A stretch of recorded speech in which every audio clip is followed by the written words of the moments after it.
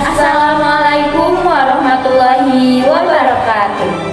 Tepangkeun wasta abdi Isman Raulia, Wasta abdi Elsa Ramadhani. di dieu abdi sareng rerencangan abdi bade macakeun warta anu tentang kacilakaan motor di Cilangla.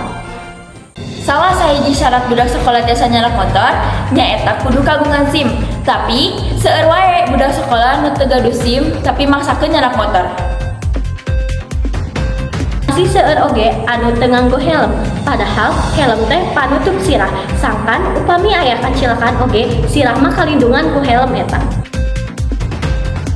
Tiap dinten aya wae nu kacilakaan. Contohna kamari, dinten Rabu tanggal 28 Mei aya kacilakaan di Kampung Cilangla, Kecamatan Cirenghas, Kabupaten Sukabumi.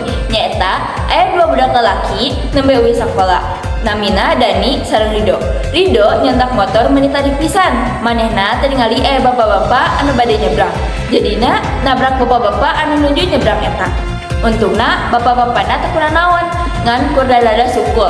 Rido sareng Dani ge alhamdulillah teu pernah naon, ngan Dani pingsan banding ku reuas nabrak bapak-bapak eta. Sabab Rido teh pingsan, Rido dibawa ka puskesmas nu tepati jauh ti dinya. Sementara si bapak-bapak anu jadi korban diobatan di dinya, da lukana tepati parah. Tiap dinten polisi sok nilang jalmi nu teu nganggo helm.